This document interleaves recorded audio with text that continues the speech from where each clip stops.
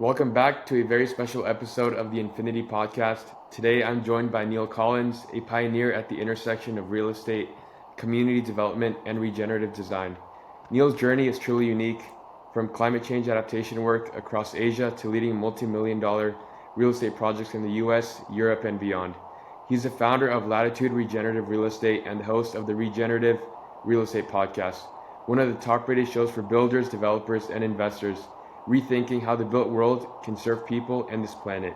In this episode, we're going to explore Neal's story, the evolution of regenerative real estate, and what it really takes to invest in projects that restore ecosystems, empower communities, and deliver multidimensional returns. Neal, I appreciate you for coming on the podcast. Thank you. Yeah, Zeus, it's my pleasure. Awesome, Neal. So to start off, for the listeners who may not know how you got started in real estate, can you give us a background of your journey? Yeah, absolutely. Let's see, Zeus, I'm having a lot of feedback come through on my end. It's on me. Can you hear me? Yeah, I Do can. you do you get me with clear audio? Yeah, I can get you now with clear audio. Okay, there, that's better. Nice. I'll pick it up there. Uh, Repeat the question one more time, just where I know where I'm at. Right. It was for the listeners who may not know how you got started in real estate. Can you give us a background on your journey? Sounds great. Yeah. Well, my real estate background has been anything but conventional. And for me, I think that's what makes real estate so exciting is that it's a playground for the generalist with the people that have interesting stories. They end up doing really interesting things. I started off, I really wanted to go into community development. And I got into that because I didn't know what I wanted to do. I had a lot of different interests, and whenever I was in college, that unfortunately wasn't academically driven. It was much more socially driven and having a good time and partying with friends. Instead of going into law school, I went into Peace Corps, and I had to sit with farmers in Eastern Europe for 2.5 years and not speaking their language and realize that I wasn't there to help. I think a lot of people, they go into service related work of like, I'm going to go overseas and I'm going to help and kind of work in the vein of charity. But as a 22-year-old kid, that I didn't really have experiences to bring to the table, I realized my job was to sit there and be an ambassador of peace and friendship. And instead of asking people what they need, I started to ask people, what do you want to create? Like, what are we doing here? And I took that work forward into really a path of community development. How do you go into different communities and offer a process of facilitation to ask generative questions? I started to really incorporate my experiences with climate change growing up in South Louisiana and going through Hurricane Katrina and having my town and just disaster in a 360 perspective on everything that you see, and realizing this is the time that we're living in, is that we're going to be affected by climate change, and we might really need to start embracing sustainability. I ended up in South Asia working out of the Maldives, a country that was supposed to be going underwater. I mean, it still likely is very threatened by sea level rise. And in realizing, okay, how do we take a community-driven approach towards climate change, towards conservation? And in the stakeholders that we're working with, they're five-star luxury resort developers, and they're the ones that have the money to actually do anything in the country. And that was the first inkling of understanding, if you want to make in a community, you have to understand how finance flows and where the money is. And oftentimes that is within the real estate sector. I mean, not only is it the building of community, but it is also how it is transacted, and how people relate to it, from this is my home and my shelter to this is my workplace, to our schools, our commerce, our commercial. So I really saw real estate as this amazing opportunity with so many different ways to engage, and said, you know what, I want to go in that direction. It felt like a really hard left turn into a different industry. And I'm sure if anybody is familiar with real estate, it's like speaking a whole different language. You've got different terminologies, you've got different ways of viewing the world. You can come at it from a very quantitative approach. You can come at it from a very design-driven approach. And so I really spent the first part of my career trying to understand what is everybody talking about, what is the entry point in which I really want to stake my future. I didn't have a lot of really good predecessors in the sustainable real estate space that I had access to. I mean, there are some really big firms that I really admired, and then there are some really grassroots folks, and I had access to them. And so, what I ended up doing was building out an investment portfolio of small multifamily properties on the West Coast, and I caught the market timing really well. But that taught me how to sit at the kitchen table with property owners that are aging out. They didn't want to deal with tenants anymore. It taught me creative financing. It taught me how to manage construction projects and do property management and work with residents. Uh, where we ended up really starting to professionalize is I, I first got onto a team helping to build out $2 billion worth of commercial real estate and doing downtown revitalization projects. And then realizing that at the same time that I'm doing that, I'm building out kind of service sector companies related to our portfolio, and that was around property management and brokerage. And those companies grew very quickly, but it was almost so fast that I didn't have time to really internalize what are my values? Where do I really want to go from here? And I was just going off of this advice that I think a lot of newcomers into the industry, they get all fancy-eyed. They start measuring success in the number of doors that they own. And that was my path, was how do we vertically integrate a company and own as many doors as possible? And that, the foreshadow here is that kind of blew up in my face. Well, Neil, that was great. And a lot of follow-up questions, especially on the financing and your moments in Asia, like any placemaking moments. But Neil, I really want to ask you, do you feel like when was the aha moment that shifted you from this vertically integrated, how many doors can we own, to the regenerative principles in real estate? Like, what was that moment that really shifted your focus and your mindset? Yeah, so I kind of looked up at one point in 2019, and we were dealing with my mother-in-law who was going through melanoma cancer treatments. She was pretty young at the time. She really started to go and fight at the age of 62.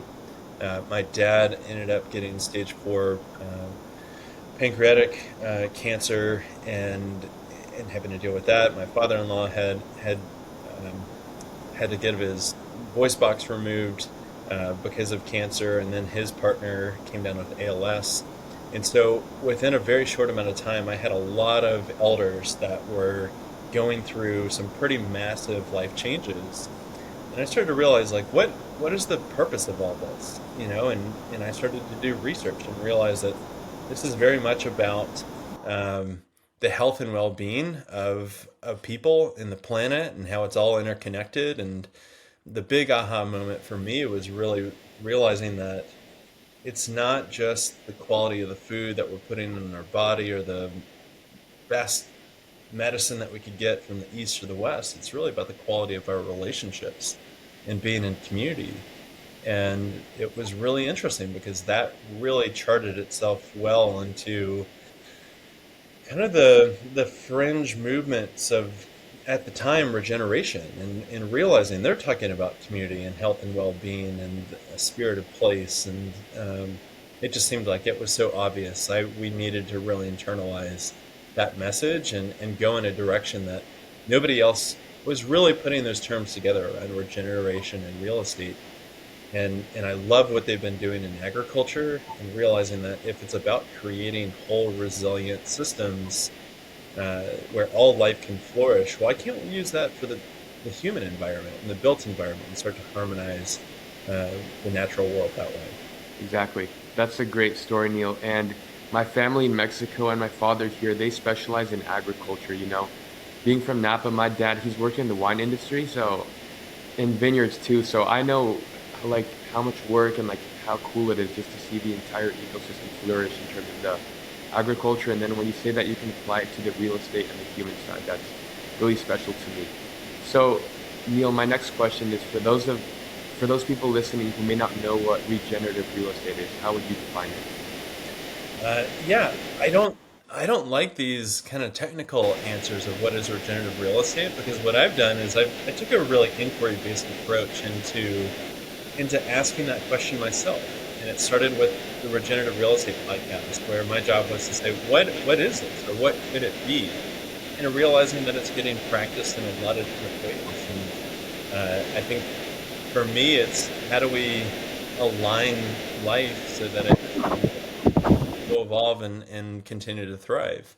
And a lot of that, of my work, is the application of harmonizing the natural world with the built environment, and really thinking through different ways around placemaking and design, technology, um, finance, so that we can have really outcomes that transcend just the financial bottom line, but really chart the path, a new path into the way that we are able to transact, finance, develop, and steward real estate. That's very cool, Neil. And let's talk about the financing behind these projects. I know it's a huge component, especially when it comes to these big sustainable projects and even more regenerative projects. Like just a few of the work that I've done, I've seen that you really need to go niche down into the blended capital stacks, looking at different sources of funding and whatnot, like different investor returns, different timelines. Tell us a little bit more about how the financing works behind these regenerative and sustainable projects. I think that we're at a really interesting point in time. One of the things that people need to realize is, like, real estate is a conduit for finance. And if you're not looking at the whole of what real estate is, then you're certainly not understanding that it is equal parts of all these different disciplines between finance and design, um, and really what the interplay is there. But on the financial side, real estate and doing projects, it requires capital. And like, if you go into the permaculture world, they have a great definition of like a multi forms of capital. Uh, but no matter how you're defining capital, at some point you're going to have meet the where you're going to find the rubber meets the road, that you have to raise financial capital um, to really allocate and invest into getting this idea and bringing it into real life. And I think that's where there's a lot of innovation that's taking place. I mean, there's innovation within capital stacks itself. There's innovation within the impact-driven investment space. We're at a point in time where I really can't stand when people say, well, sustainability just doesn't pencil out. Well, what does that really mean? Like, it's a very limited view of how to do a project, or what you really mean. If it's just, hey, we want this kind of technology embedded within all the design, well, yeah, that might be really challenging.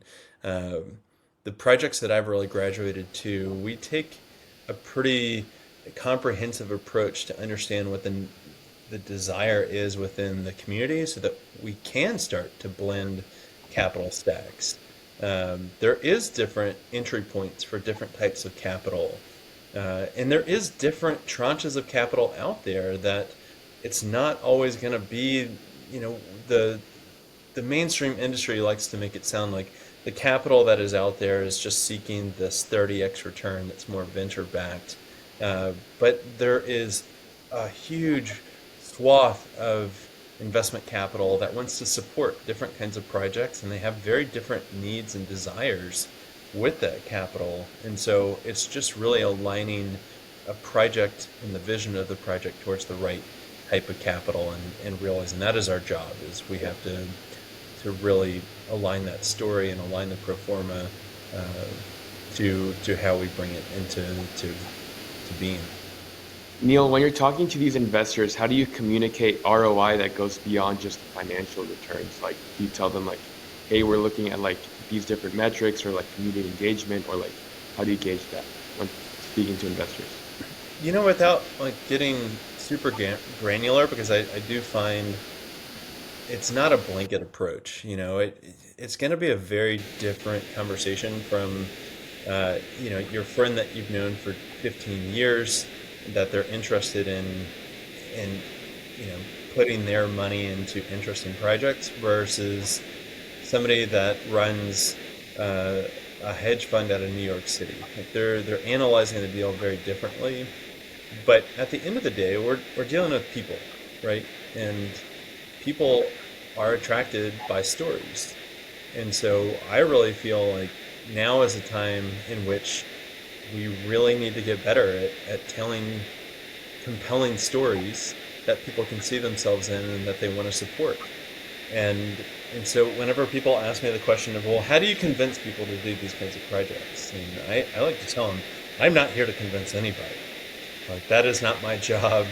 I think we've done a pretty poor job of trying to convince people around sustainability and things like that. It is our job to tell stories and invite people into opportunities, and that's where I think if you take that overall approach of what is the story that I'm telling, and how can it achieve the goals that our investors have, then we have a lot of success with it. That's amazing. And that all goes back into personal branding and figuring out what you want and then all that good stuff that comes with it. So that's amazing, Neil.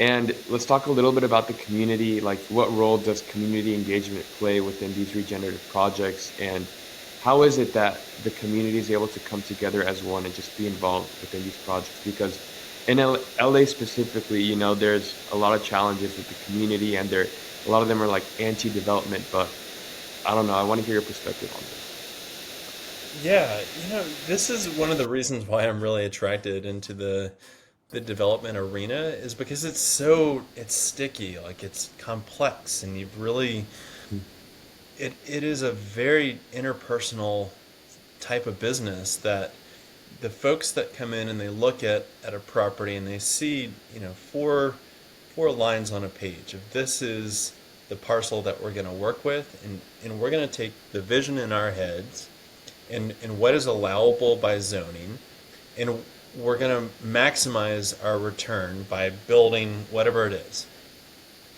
And I think that is actually a pretty risky approach towards development.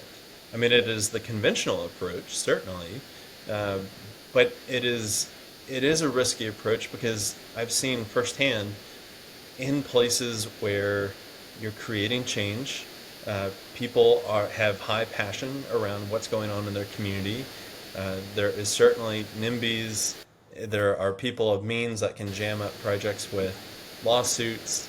There are city council members that can certainly vote against your favor. I think the way that you start to hedge risk is you start to see the project not just as the core boundaries of the parcel, but the project is the community itself.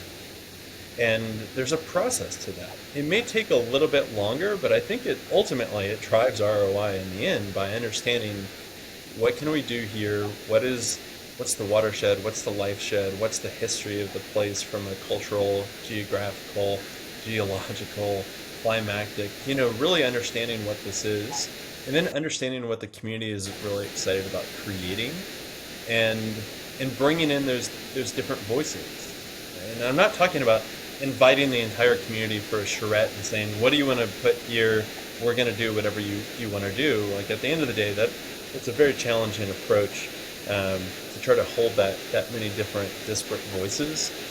But I do think that community shows up by being invested in having their voices heard, and realizing that there's alchemy that gets created by putting different groups together and asking them generative questions that can inform a site plan or a building plan or a commercial mix of different users of space. And I think that's the linkages that they transcend a project. Like once you start to put people together, you're not, as the developer, you're not the center of the spoke. Like you are just a convener of really talented people that will continue the spirit of that conversation far beyond your involvement within a project. And I love that because now it starts to take on this full life that I will forever be measured by the projects in current day rather than the brief window of time that I was involved with them years ago. And so I want to have high conviction that we're setting up the success of the community to be feeling empowered within that process to have ownership long term. That's amazing, Neil. I've only been involved in real estate for like 2 years now, just small time, like doing internships and whatnot. Now, obviously, trying to build this company, but just what you mentioned, it's so empowering to me and it gives me so much aspiration and hope. And it's amazing the way you portray it. And Neil, I want to ask you one more question in terms of the financing. So, right now, there's a lot of dry powder and capital sitting on the sidelines because of the macroeconomic environment. Do you see a lot of private funds, a lot of investors shifting towards sustainability and regenerative real estate within the next 5, 10, 15 years in the future? I think the winds are blowing in so many different directions. It's kind of hard to make sense of it. I mean, and I speak from a professional within the space. I am not changing my tactic away from a regenerative approach to real estate just because of what's going on with kind of a broader economic environment. I do see more and more people, as a generational wealth transfer takes place, they're starting to ask different questions, and they're underwriting deals very differently. So I do think that the trend is going to continue to increase, and I do think that the trend is getting influenced at the financial level by simply putting the dots together that there's a lot of demand that exists in the marketplace for healthy spaces, for more um, wellness inspired lifestyles, and Yeah. and it's undersupplied. So if you have high demand and low supply, and there's a market for it, we are going to start to see more funds that are and developers that are going to be going in that direction. Um, I think right now, at this very point in time, as we're talking in July 2025, there is a lot of uncertainty in the marketplace. That's not a long-term thing. Um, but the interesting things that I found is like the people that they understand these micro cycles is they realize that land is a really good place to put their money to hedge against things like inflation and uncertainty. So while some of the, I don't know, I guess the higher net worth folks that they like to dabble in real estate, they might be hearing from their wealth advisors, look, let's sit on dry powder, or let's put it into whatever investment vehicle. It seems like the a couple echelons above that, like the professional investors, they are starting to actively see this is a really good time to move more capital into land-based real estate projects. Right. That makes complete sense. Neil, let's talk about artificial intelligence. Where do you see it coming into real estate in the future, and especially in these sustainable and regenerative projects as time goes on? Yeah, that's a really good question. I am really inspired by a lot of the different firms that are coming our way and saying, look, hey, we've created this new process um, where, where it's just ripe for innovation. And we see it within building technology and using AI to create more efficient pathways that the thesis is to be able to deliver buildings more affordably. I see it within the design approach and being able to do a lot quicker remote sensing and bring a lot of data tools to the table that we really need whenever we're looking at a piece of property, at community, at like the thousands of different data sets that can inform a plan. Um, I'm really taking a hard look at how AI is informing site planning and architecture. Um, because that is an area in which if we need to go through rapid iterations of just the concept and what fits with site feasibility, I've certainly worked with land planners and architects that, they're very detailed, they're amazing at what they do, but they're going to sit down, they're going to hand draw. And that's a very expensive form of creating conceptual site plans.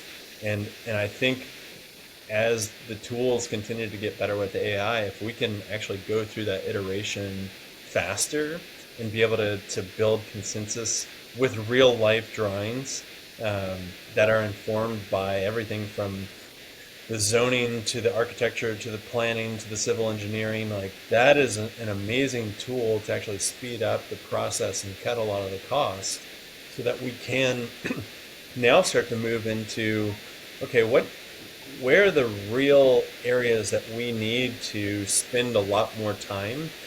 Maybe it's consensus building and bringing together different users from builders to potential commercial tenants, um, or even if it's we need to go out and do pre-sales of homes, or we're trying to figure out how to bring bio-based building materials into doing home building.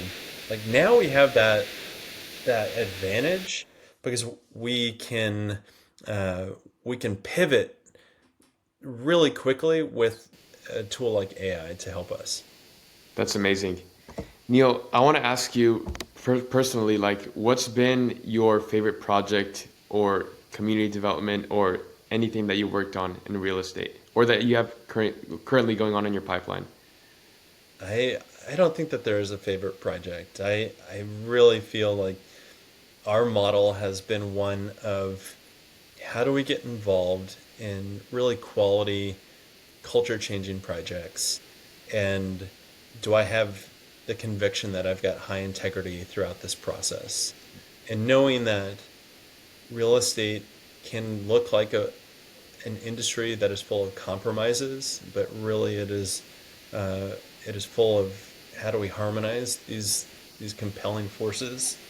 So I really am just so lit up by the fact that my path has been so unconventional where I care deeply about placemaking and community. I think it is an amazing strategy that personally lights me up as a father to a young son, as somebody that has grown up in cities and wants to be social and loves the vibrancy of bringing people together. But I also love land stewardship and agriculture and deeply believe in regenerating our local food system and just the what happens to a person and to a society whenever you feed them locally grown, organic, nutriently dense food. Not only is it more flavorful, but you have just a much more vibrant and healthy population. And I so what I'm doing right now is a complete just fantasy. Realize that 20 years ago, whenever I was thinking, what am I going to be doing with my professional life? I couldn't even dream that this was a possibility because no one was really doing it at the time. And so the ability to blend together the areas that I'm most passionate about and to create a career out of that is just, it's amazing. And it's almost like finding that dharmic path that I'm supposed to be on. That's awesome, Neal. That's so, so cool. And I want to ask you, how was your experience in the Maldives? Tell us a little bit more about that. I'm curious to know. The Maldives is wild. It's an amazing place. It's one of the most beautiful places that I've ever been on the planet. My wife grew up in Alaska, and Wow. we always kind of conceived of the Maldives. It's like Alaska, but underwater. You've got these amazing coralline atolls where just the tip of these huge underwater mountains are coming up. You've got coconut trees, and then you can go out swim on a reef. Um, I hate pool swimming now because it just seems so boring in comparison of going out swimming and watching just a vivid light show underneath you, and then just a couple hundred meters offshore, you go from pretty shallow waters down to 2,000, 3,000 meters deep. Um, and so you get all these pelagic, big megafauna coming through, like blue whales. And we were studying whale sharks at the time and using the whale shark as the keystone species to really help protect a critical marine protected area. And and so it was one of those experiences that I am so glad that we have it within our background, and and that we really chose this life in our 20s of like, let's go experience the world. Like I grew up in Baton Rouge, Louisiana. It's about as like suburban as you can really get. Like the the grass is cut in one way. It's very manicured. You're supposed to drive kind of a nice car and keep it clean. Um, so it felt like a version of country club living. And it was so easy to look 30 years down the road and see myself in that same town within the same group of people that I went to high school with, uh, making probably a comfortable living, but not really knowing myself or the world. And that was the opportunity that the Maldives really represented is, and a lot of my travels is really saying, look, I'm not going to make a lot of money. I'm not going to go start that business right now whenever I don't have stakes on the table. I'm not going to grind at 21 and put in 18-hour days in a law firm or something like that. Um, I think it's an approach that has been really hawked at young folks at the expense of having really interesting life experiences. And it's only after interviewing 130 people on a podcast do I realize that it's the folks that have had an interesting life and they've internalized their life experiences that they're able to put these puzzle pieces together to create something completely new that the world does really need, that they have a unique perspective on. And that is something that I've really tried to work hard on of just like, instead of being always motivated by like, okay, I've got to put food on my table, I've got a kid, I've got a wife, I've got a mortgage. How do I do that in a way that is really interesting, that it moves the needle for me so that I do feel like I'm still making the impact that I desire in the world, but it does make a lot of financial sense as I go forward, and I'm able to take that and provide stability as well as invest into new future projects. That's awesome. That sounds so cool, so relatable, Neal. And you also mentioned that you're a father and that you're a family man. I want to ask you, how has being a father impacted your view on like real estate and doing impact-driven projects and just community giving and whatnot, if any? I'm going to go with a really different answer here. I think I could throw a really cheeseball answer at you, Zeus, and you would probably let it slide. But the big thing being a father for me means right now is that I'm always in this pull of wanderlust and being rooted in place. And it flares up because my job is to help create amazing places around North America or in the world. And so I can really drop into a project in a place and see myself there and be like, wouldn't it be amazing if we uprooted and we went and lived in this farm village in Panama that we're working in, or we're going to go build a natural house down in Austin, Texas on this other project that they're doing really cool things. So I'm in this struggle of, wouldn't it be amazing if we could do that while at the same time I'm really consciously thinking about how do I cultivate a whole human being that is my son and hold that with the needs of our family, and realizing I want to be able to go out in my own community and I want to know people and I want to be able to say hi and have spontaneous play dates. We're not the kind of like world schooling kind of family where we're just going to go pick up and homestead or go globe trotting and homeschool. We have a single child. He has social needs. It means going to a school that we really care about and being active within that. And so I'm constantly learning these lessons of what community really means and how to deepen our relationship with place through the eyes of having a child and being a father and wanting to be a contributing member within the place that I call home. That's super interesting, Neal. That's a great response too. And I want to ask you now, as we're going to close up the session soon, but what are some emerging trends, like projects or anything that really excites you in the coming future years? Yeah, that's there's a simple way to answer that, and then there's a little bit longer way to answer that. Because I've been so open to understanding what is regenerative real estate, I've I've kind of explored 1,000 different areas, and I've realized over the last 6 years, I really need to choose a lane and really be the best in the world at that thing. And I chose the thing that actually encompasses all those different 1,000 different approaches into a trend that I am putting all the chips on the table, because I think not only is it underserved, but it is just so compelling. And that is really towards agricultural communities. People call these agri-hoods or conservation communities.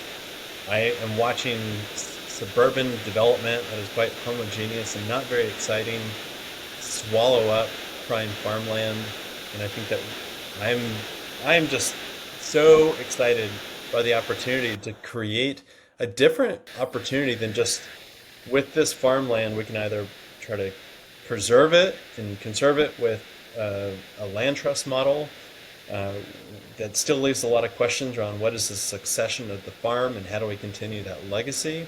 And it's not the best option. And on the other side, the only other option that we've had is, okay, well, we can develop this property. And these developments are often pretty bland. You can see them as you're flying over cities. They've got the cul-de-sacs, and whenever you're driving by them, you have a really hard time differentiating house to house. It's like you've got a garage, two-car garage, a lollipop tree, and a front door, every single color, beige that you can imagine.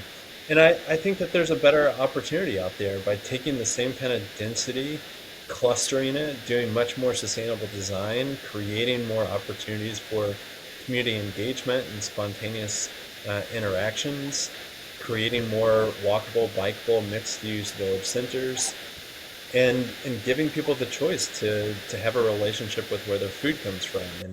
And if it's not being the farmer themselves, actually having a relationship with the farmer and the food. So I put all the chips on the table for agri-heads with my career. Sounds super exciting, Neal. Definitely. I 100% agree. And for any aspiring developer or any investor who wants to get into the regenerative space, what best piece of advice would you give them? I think the best place to start is really in your own community. You know, it's really hard to say, I'm going to go do this on a national or global scale. It doesn't, you can't do that overnight. I think it's really challenging. And it makes for the most rich opportunities to be able to do this in your backyard, understanding the local situation, the local opportunities, the local players, and make a name for yourself that way. It's certainly a great way to go out and learn how to raise capital, is by building relationships. It's certainly a great way to do this incrementally, where you're not taking on tons of risk all at one time, but to do it and say, look, we're going to put these pieces together on this parcel. We're not talking about hundreds of millions of dollars or even $20 million. We're talking about something that is relatively easy to get into. There's pretty well-trodden paths towards equity and debt financing. You don't need a specialized attorney to get into it. So start that way. I love learning the conventional side of real estate. I think if you're going to make an impact on the regenerative side, it's not, you just completely ignore everything that's come before you. But I think you need to learn those tools, and then you need to really follow your own passions and figure out how to bend the arc towards regeneration. I completely agree. I think here in LA, there's a lot of opportunity, especially for regenerative real estate, and especially with everything recently that happened with the fires too. So I'm excited to see where it all goes within 5, 10, 15 years, for sure. And Neal, now for my last question. So over the course of your entire career, you've obviously, you've been around the country, you've been around the world, and you've met a lot of great people, and you mentioned that you've hosted over 150 people on your podcast. What is the best piece of advice that you've received and that you could share with our audience? Follow your curiosity. It is really the big one, and realize that your life is your story, so you're gonna have to write well and edit often. Yeah. Sounds good. Thank you, Neal. And for people who want to follow you on Instagram, know more about the work that you're doing with Latitude and whatnot, where are they able to find you? Yeah, I'm probably most active on LinkedIn right now. It's a great way to really explore what we're doing, primarily through our capital company called Hamlet Capital. Instagram is one of those that there's not a lot of professional stuff, but you get the behind the scenes of what it's like to be a real estate professional and do this on 5 acres on an island. That's Neal_transforms. Latitude is our brokerage where we've been kind of the pioneers with helping people that have stewarded land and homes where they've invested a lot of time, money, love, and energy into a place to connect with the next generation of buyers. Um, and that's Latitude Regenerative RE. So yeah, we've got a lot of different social channels out there that you can follow along on our work. And if you're working on an interesting project, reach out to us. We'd love to take a look at it. And where can people learn more about your podcast that you host? The Regenerative Real Estate Podcast, I think we're the only game in town right now. So just type that in. It's kind of the niche that we've really gone deep in. Um, and it's great to see other people that are interested in that. That's amazing. Sounds good, Neal. Thank you so much for everything. Amazing conversation, and I appreciate you. Thank you. My pleasure. Thank you. Awesome. Bye bye.